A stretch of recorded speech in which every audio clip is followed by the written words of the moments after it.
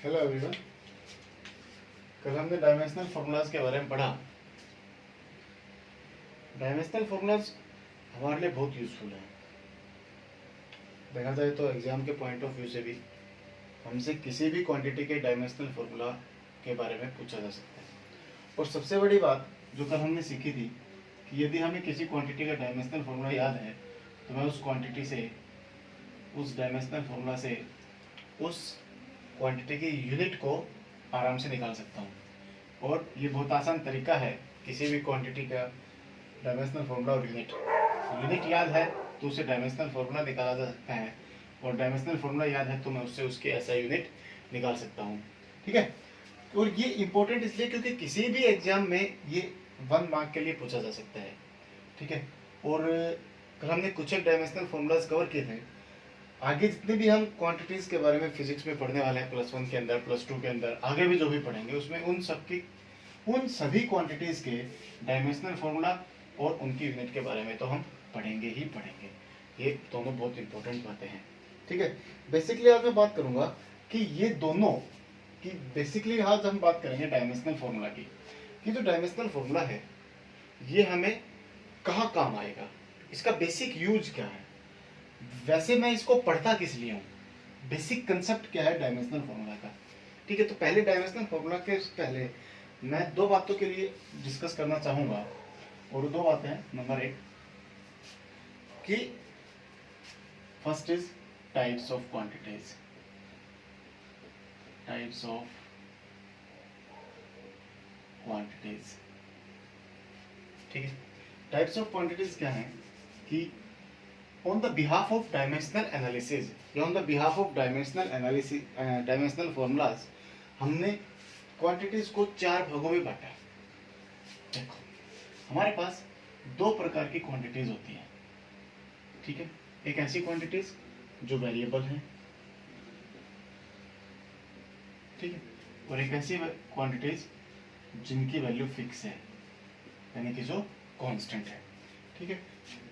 Variable जिनकी value fix नहीं है, ठीक है, और कांस्टेंट जिनकी वैल्यू फिक्स है, जिनकी वैल्यू फिक्स है। जैसे हम ग्रेविटी पढ़ते हैं, ये इजीएस्ट कांस्टेंट है जो सबको पता होगा, gravity acceleration due to gravity, और इसकी वैल्यू होती है 9.8 मीटर पर सेकंड स्क्वायर। ठीक है। It is a constant quantity. ठीक है। तो बेसिकली हमारे पास 2 तरह की क्वांटिटीज होती हैं यदि मैं ऐसे देखूं तो। ठीक है। एक कौन सी क्वांटिटी, एक वेरिएबल क्वांटिटी जिसकी वैल्यू फिक्स नहीं रहती है, और एक ऐसी क्वांटिटी जो कांस्टेंट होता है जिसकी वैल्यू फिक्स रहती है, वो क्या कहती है, कांस्टेंट। अच्छा, मेरे पास कुछ वेरिएबल्स ऐसे हैं जिनके डायमेंशंस होते हैं, जिनके डायमेंशंस होते हैं, और कुछ ऐसे होते हैं जिनके डायमेंशंस नहीं होते, जिसे मैं कहता हूँ डायमेंशन लेस, और एक को मैं क्या कहूंगा, डायमेंशनल। एक को मैं क्या कहूंगा, डायमेंशनल। तो कुछ वेरिएबल्स ऐसे होते हैं जो डायमेंशनल हैं, और कुछ ऐसे होते हैं जिनका डायमेंशनल फॉर्मूला हम नहीं बना सकते। ठीक है। इसी प्रकार कुछ कांस्टेंट्स ऐसे होते हैं जो जिनके डायमेंशनल फॉर्मूला बन जाते हैं, और कुछ ऐसे होते हैं जिनके डायमेंशनल फॉर्मूलाज नहीं होते। तो डायमेंशनल फॉर्मूला जिनके बन जाते हैं वो क्या कहलाते हैं, डायमेंशनल। उनको हम क्या कहते हैं, डायमेंशनल कांस्टेंट। ठीक है। और जिनके नहीं बन पाते हैं उन्हें हम क्या कहेंगे, डायमेंशनलेस कांस्टेंट। ठीक है। और ये क्या हो गया, डायमेंशनलेस वेरिएबल। ये क्या हो गया, डायमेंशनल वेरिएबल। ठीक है। अच्छा, ऐसे फॉर्मूलाज, ऐसे वैल्यूज, ऐसी क्वांटिटीज जिनकी वैल्यू फिक्स नहीं है, ठीक है, और उनका डायमेंशनल फॉर्मूला होता है, वो क्या कहलाती है, डायमेंशनल वेरिएबल कहलाती हैं। और ऐसी चीजें जिनका डायमेंशन, जिनकी वैल्यू तो वेरी करती है लेकिन उनका डायमेंशनल एनालिसिस नहीं बन पाता, वो डायमेंशनल फॉर्मूला उनका नहीं होता है, वो डायमेंशनलेस वेरिएबल होता है। ठीक है। अच्छा, कुछ ऐसे कांस्टेंट है जिनका डायमेंशनल फॉर्मूला होता है, और कुछ ऐसे कांस्टेंट है जिनका डायमेंशनल फॉर्मूला नहीं होता है। तो जिनका होता है वो डायमेंशनल कांस्टेंट, और कुछ जिनका नहीं होता उनका डायमेंशनलेस कांस्टेंट। तो on the basis of dimensions आपसे कुछ जो पूछे टाइप्स ऑफ क्वांटिटीज, क्या पूछे, टाइप्स ऑफ क्वांटिटीज, ठीक है, on the basis of dimensional analysis. तो कितनी हो गई, 4 टाइप हो गई। कितनी टाइप हो गई मेरे पास, 4 टाइप। एक डायमेंशनल वेरिएबल, दूसरी डायमेंशनल कांस्टेंट, तीसरी डायमेंशनलेस वेरिएबल, चौथी डायमेंशनलेस कांस्टेंट।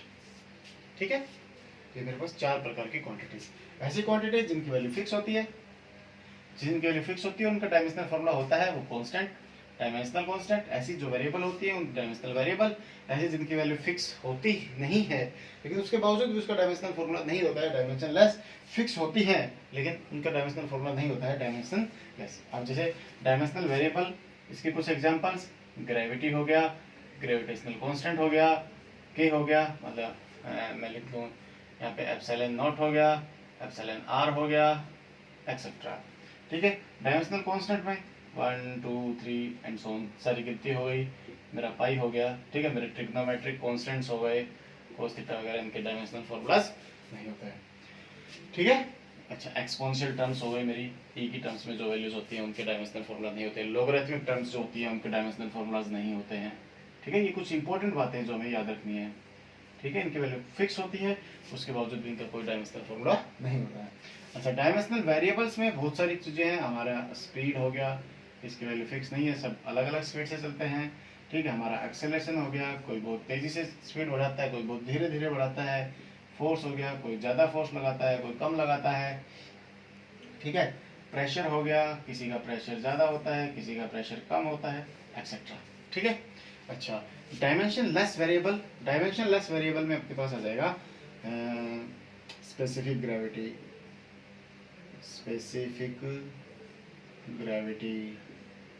ठीक है, मैं इसको रफ कर देता हूँ। Specific gravity, relative density,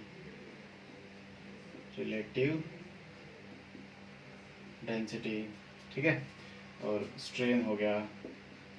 strain बहुत इंपॉर्टेंट है, स्ट्रेन बहुत इंपॉर्टेंट है, इसका बार बार पूछा जाता है। अच्छा, रिलेटिव स्पेसिफिक ग्रेविटी भी इंपॉर्टेंट है। ठीक है, इन दोनों का कोई डायमेंशनल फॉर्मूला नहीं होता है। अच्छा, जिसका डायमेंशनल फॉर्मूला नहीं होता, अब कल हमने सीखा था कि हम जैसे कि किसी की चीज का डायमेंशनल फॉर्मूला LT-1 है, तो इसका ऐसा यूनिट क्या हो जाएगा, मीटर पर सेकेंड। ठीक है, और अब देखो कोई ऐसी क्वांटिटी मेरे को जिसका डायमेंशनल फॉर्मूला नहीं है, इसका आंसर लिखूंगा नो डायमेंशंस। क्या लिखूंगा, नो डायमेंशंस। तो इसके ऐसा यूनिट कितनी होगी, नो यूनिट।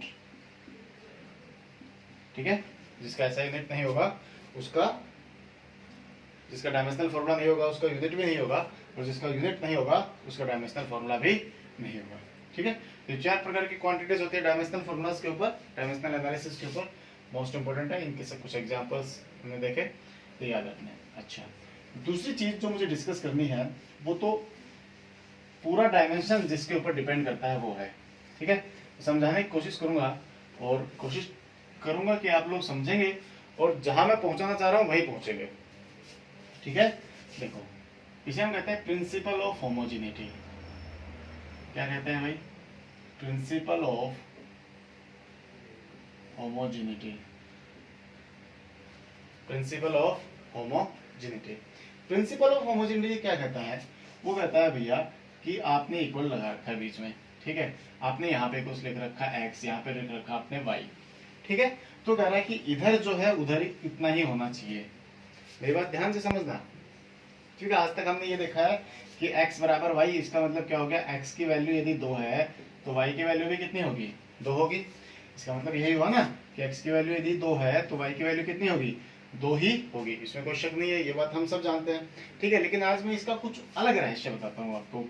ये क्या कह रहा है, देखो x equal to Y, x equal to Y का मतलब क्या हो गया, प्रिंसिपल ऑफ होमोजेनिटी कहता है कि यदि x मेरी लेंथ है, क्या है, लेंथ है, तो y भी मेरी क्या होनी चाहिए, लेंथ ही होनी चाहिए। This is the principal of homogeneity. ठीक है, और सिर्फ इतना ही नहीं कहता, ये एक और बात कहता है ये कहता है कि यदि x बराबर 2y है, सपोज करो x बराबर क्या है 2y, x मेरी क्या है लेंथ, तो 2y मेरी क्या होगी लेंथ। ध्यान दो कोई मैटर नहीं है कि वैल्यू कितनी है, बस it is this is true on the behalf of dimensions, this is true on the behalf of dimensions. मुझे और किसी चीज से कोई मतलब नहीं होना चाहिए, मुझे किस चीज से मतलब है कि मैं डायमेंशंस के हिसाब से देखूं तो भैया इधर जो है वही इधर होना चाहिए, मतलब LHS must be equal to RHS, LHS must be equal to RHS, ठीक है। क्वांटिटी कितनी है डजंट मैटर, क्वांटिटी कितनी है डजंट मैटर, क्वांटिटी सेम रहनी चाहिए, क्वांटिटी सेम। देखो यहाँ पे वो क्या कहना चाह रहा है कि जो क्वांटिटी इधर है वही क्वांटिटी इधर होगी, क्वांटिटी उधर होगी। फॉर एग्जांपल यदि मैं इधर लिखूं फोर्स बराबर प्रेशर बराबर प्रेशर, तो ये गलत है, क्योंकि फोर्स तो प्रेशर के बराबर नहीं हो सकता। फोर्स किसके बराबर होगा, फोर्स के ही बराबर होगा, फोर्स किसके बराबर होगा, फोर्स के ही बराबर होगा, ठीक है। ये कहता है प्रिंसिपल ऑफ होमोजेनिटी कहता है कि यदि आप x के अंदर y ऐड कर रहे हो, आप x के अंदर y ऐड कर रहे हो, तो भैया x और y दोनों की क्वांटिटी सेम होनी चाहिए, सॉरी दोनों की क्वांटिटी, हाँ दोनों सेम क्वांटिटी की होनी चाहिए, क्वांटिटी सेम नहीं होनी चाहिए, दोनों सेम क्वांटिटी की होनी चाहिए। मतलब यदि x मेरा फोर्स है तो y भी मेरा फोर्स होना चाहिए, यदि x मास है तो y भी मास होना चाहिए, एक्सेट्रा कुछ भी, ठीक है। तो क्या कह रहा है कि भैया मेरे पास दोनों होंगी तो ही होगा, अदरवाइज नहीं होगा, दोनों सेम क्वांटिटी के होंगे तो ही मैं इनको जोड़ सकता हूँ, ठीक है, अदरवाइज नहीं। प्रिंसिपल ऑफ होमोजेनिटी कहता है यदि आप x में से y को माइनस कर रहे हो तो x और y दोनों सेम क्वांटिटी के, सेम दोनों ही सेम क्वांटिटी होनी चाहिए, यानी कि यदि ये लेंथ है तो ये भी लेंथ होनी चाहिए, और जो बचेगा वो भी लेंथ ही आएगा, ठीक है। जो बचेगा मेरे पास, जो आंसर बचेगा वो भी मेरे पास लेंथ ही आएगा। फॉर एग्जाम्पल सपोज करो कि एक बाल्टी में पानी भरा हुआ है, ठीक है, एक बाल्टी है, उस बाल्टी में ना पूरा पानी भरा हुआ है, हमने उसमें से 2 जग पानी बाहर निकाल लिया, यानी कि 2 जग पानी बाहर निकाल लिया, यानी कि मैं उसमें से कुछ पानी कम कर दिया, तो बाल्टी में क्या बचा, पानी, दूध थोड़ा ना हो जाएगा, सिंपल सी बात है, ठीक है। तो क्या है यदि लेंथ में से लेंथ माइनस करेंगे तो जो आंसर आएगा, ठीक है, जो आंसर आएगा वो आंसर चाहे बहुत बड़ा है चाहे बहुत छोटा है, लेकिन वो आंसर क्या होगा मेरा, लेंथ ही होगा, इसके अलावा कुछ नहीं होगा। यदि मैं फोर्स में से फोर्स को माइनस करूंगा तो मेरे पास आंसर क्या आएगा, फोर्स आएगा, ये बात ध्यान रखना। फोर्स में से मैं फोर्स को माइनस करूंगा तो मेरे पास आंसर क्या आएगा, फोर्स, ठीक है। This is the principal of homogeneity. इसी प्रकार यदि एक बाल्टी के अंदर आधा पानी भरा हुआ था, मैंने उसमें थोड़ा पानी और डाल दिया, तो बाल्टी में क्या है, पानी।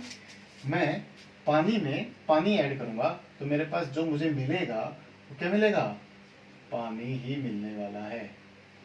मेरी बात समझ में आई, यदि मैं पानी में थोड़ा पानी और ऐड करूं तो मुझे जो मिलेगा वो क्या मिलेगा, पानी ही मिलने वाला है, वाटर ही मिलेगा, वाटर थोड़ा चेंज थोड़ा ना हो जाएगा, ठीक है। तो this is my principal of homogeneity, ठीक है। इसका एक बेहद इंपॉर्टेंट क्वेश्चन है, मैं शेयर करता हूं, देखो किस प्रकार से क्वेश्चन आएगा इसके ऊपर। वैसे तो सारा का सारा इसके ऊपर ही डिपेंड करने वाला है, ठीक है, लेकिन वैसे मैं देखूं तो क्या होगा, देखो L plus L is equal to L, is it true.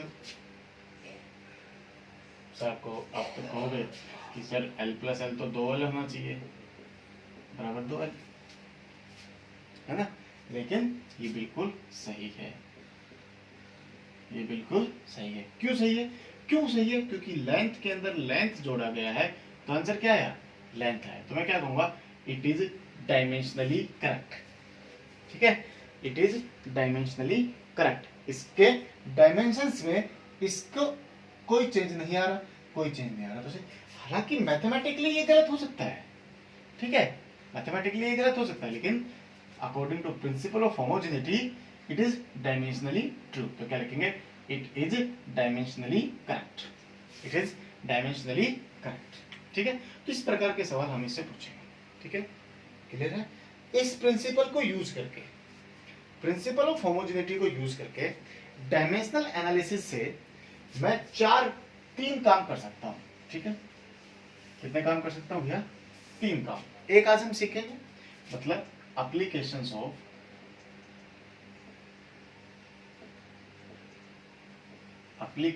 Of dimensional analysis. ठीक है, क्या एप्लीकेशंस है? नंबर 1 क्या है? Conversion of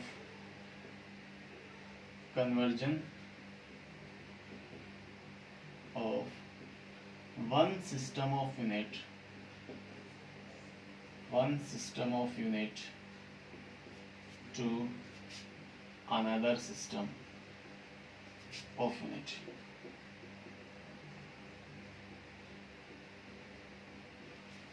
Conversion of one system of unit to another system of unit.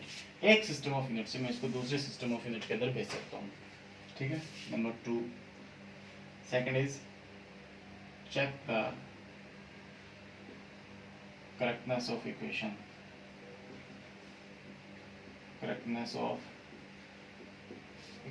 कोई भी इक्वेशन दे रखी है, उसको चेक करना, वो मेरा फॉर्मूला सही है या गलत है। क्या पता गलत लिखा हो, ठीक है, तो उस फॉर्मूले को चेक करना कि वेदर इट इज करेक्ट और नॉट। ठीक है, करेक्ट है तो करेक्टनेस हम कैसे चेक कर सकते हैं? डायमेंशनल एनालिसिस से हम उसके चेक कर सकते हैं। ठीक है, नंबर 3 है डिराइव द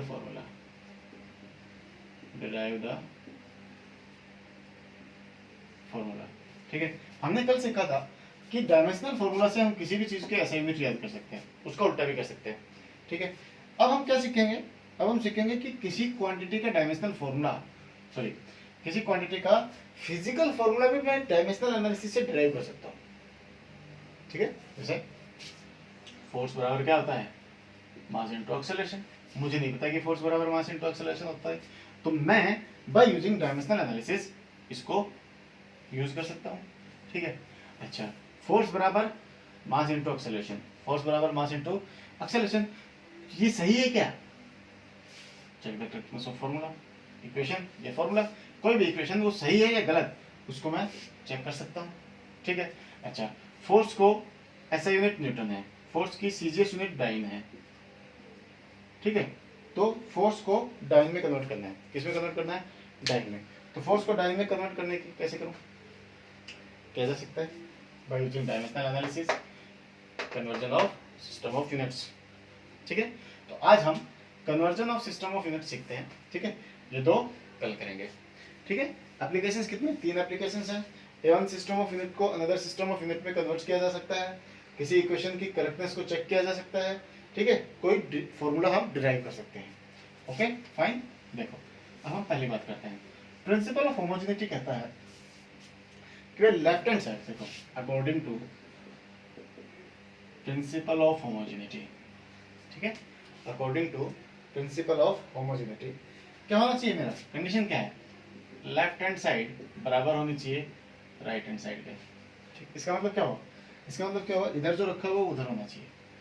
ठीक है, इसका मतलब मैं लिख दूं n1 u1 बराबर n2 u2। ठीक है, अच्छा, n1 क्या है? n1 है नंबर इन सिस्टम 1, ऐसे लिख सकते हैं, इन सिस्टम 1। ठीक है, u1 क्या है? यूनिट। u2 क्या है? यूनिट। ठीक है, अच्छा, और n2 क्या है? n2 क्या हो जाएगा मेरा? n2 क्या हो जाएगा? नंबर इन सिस्टम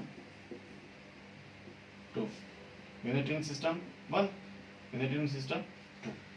ठीक है, this is the basic formula which we will derive ना, विच वी विल यूज। ठीक है, ये क्या हो गया? n2 u2। ठीक है, जो सेकंड सिस्टम के अंदर है। ये क्या हो गया? n1 u1 जो फर्स्ट सिस्टम के अंदर है। ठीक है, इन दोनों को बराबर रख देंगे। इन दोनों क्या कर देंगे? बराबर। n1 दे रखा है तो n2 निकाल लेंगे, n2 दे रखा है तो n1 निकाल लेंगे। मेरी बात समझ में आई? n1 दे रखा है तो n2 निकाल लेंगे, n2 दे रखा है तो n1 निकाल लेंगे। बस n2 निकालना है, सिस्टम तुम्हें पता है। अब देखो, जैसे अभी हमने एग्जांपल लिया था, वही एग्जांपल करते हैं, इससे आसान होगा समझने के लिए। ठीक है, बस हमें क्या याद होना चाहिए? हमें उस क्वांटिटी का डायमेंशनल फॉर्मूला याद होना चाहिए। क्या याद होना चाहिए? हमें उस क्वांटिटी का डायमेंशनल फॉर्मूला याद होना चाहिए। ठीक है, तो डायमेंशनल फॉर्मूला क्या कहता है? इसमें फोर्स ले लेता हूँ फर्स्ट ऑफ ऑल। फोर्स का डायमेंशनल क्या होता है, MLT minus 2। This is the dimensional formula for force. ठीक है, मुझे फोर्स को ऐसा यूनिट होती है न्यूटन, कितनी होती है भैया, ऐसा यूनिट होती है न्यूटन। ठीक है, अच्छा this is Newton is my MKS system of unit होता है, गॉट इट, पढ़ा था हमने। अच्छा, इसकी जो CGS सिस्टम ऑफ यूनिट है, CGS सिस्टम ऑफ यूनिट, वो डाइन है। ठीक है, वो क्या है, डाइन है। ठीक, तो मैं ये कह रहा हूँ कि एक न्यूटन है मेरे पास, ठीक है, उसमें कितने डाइन होंगे, convert 1 newton into dyne into dyne. ठीक है, कन्वर्ट फिर से साफ साफ लिखता हूँ, देखो 1 न्यूटन इंटू डाइन। ठीक है, एक न्यूटन को डाइन में बदलो, कितने डाइन होंगे, एक न्यूटन में। तो फॉर्मूला वही यूज करना है, कुछ नहीं करना अपने को। क्या यूज करना है, N1 U1 बराबर N2 U2। ठीक है, अच्छा देखो 1 न्यूटन दे रखा है, तो N1 कितना आया मेरे पास, देखो मैं यहाँ लिखता हूँ सारी चीजें। N1 बराबर 1, U1 बराबर न्यूटन दे रखा है। ठीक है, अच्छा N2 मुझे निकालना है। अच्छा, U2 मेरा क्या है, U2 मेरा डाइन है, U2 मेरा क्या है, डाइन है, बस खत्म, चल लिख दे 1 newton equal to N2 into dyne. अच्छा, अब एक बात बताओ, क्या सिस्टम ऑफ यूनिट्स चेंज होने से डायमेंशनल फॉर्मूला चेंज होगा क्या? ऑफ कोर्स नहीं होगा। डायमेंशनल फॉर्मूला क्यों चेंज होगा, क्योंकि जो डायमेंशनल फॉर्मूला है वो तो सेम है, क्योंकि डाइन क्या है, फोर्स है। डाइन क्या है, फोर्स। न्यूटन क्या है, न्यूटन भी फोर्स है। अब जब दोनों फोर्स हैं, दोनों क्या है, फोर्स। अब जब दोनों फोर्स हैं तो इसका भी डायमेंशनल फॉर्मूला और इसका भी डायमेंशनल फॉर्मूला सेम रहेगा। System of units are different. तो क्या लिखूंगा मैं, इसका डायमेंशनल फॉर्मूला लिखता हूँ यहाँ पे, देखो क्या मेरे पास M1 L1 T1 की पावर माइनस 2। इधर मेरे पास क्या आया, N2 M2 L2 T2 की पावर माइनस 2।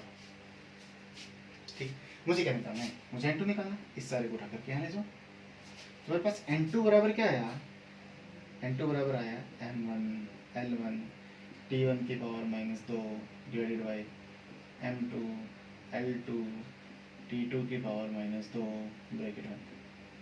क्या मैं इसको ऐसे लिख सकता हूँ, क्या मैं इसको और भी टुकड़े कर सकता हूँ, मैं इसको ऐसे भी लिख सकता हूँ M1 M2, ठीक है, L1 L2, ठीक है, T1 T1 T2, तो मैं पावर से हूँ माइनस 2 माइनस, लिख सकते हैं कि नहीं लिख सकते। अब जो M1 है वो क्या है, MK सिस्टम ऑफ यूनिट है। जो L2 है यानी कि डायन है वो क्या है, CGS। तो मैं क्या लिखूंगा, N2 बराबर देखो M1 बराबर करके चलता है, क्या करके चलते हैं, बराबर। तो M1 क्या है, M1 और M2 क्या है, इन दोनों देखो, ये ग्राम किलो है, ये किलोग्राम है, मास है तो ये किलोग्राम है, ये ग्राम है। तो 1 किलोग्राम डिवाइडेड बाय 1 ग्राम, ये मीटर है, ये सेंटीमीटर है। 1 मीटर डिवाइडेड बाय 1 सेंटीमीटर, ये सेकंड, ये भी second. 1 second divided by 1 second, इसकी पावर माइनस 2 है। तो 1 सेकंड कैंसिल आउट, 1 की पावर माइनस 2 1। अच्छा, 1 किलोग्राम यानी कि 1000 gram divided by gram, what it same है। 100 सेंटीमीटर डिवाइडेड बाय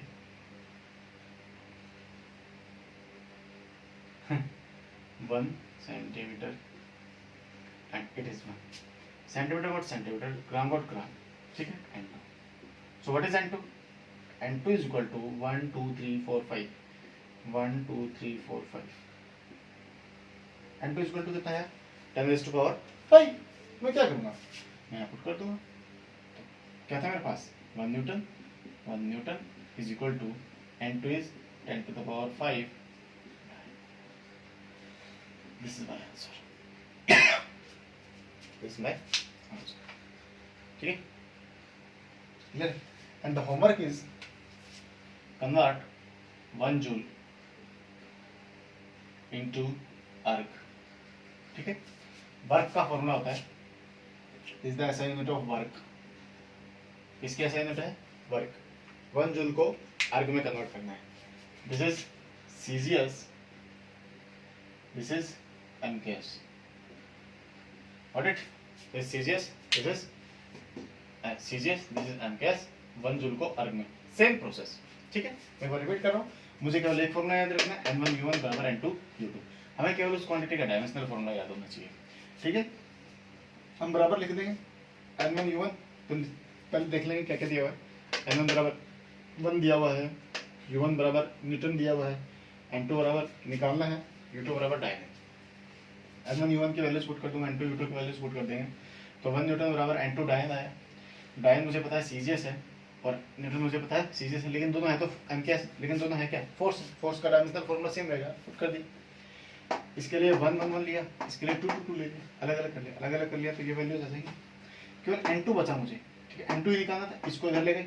N2 बराबर क्या है, M1 L1 इतना है.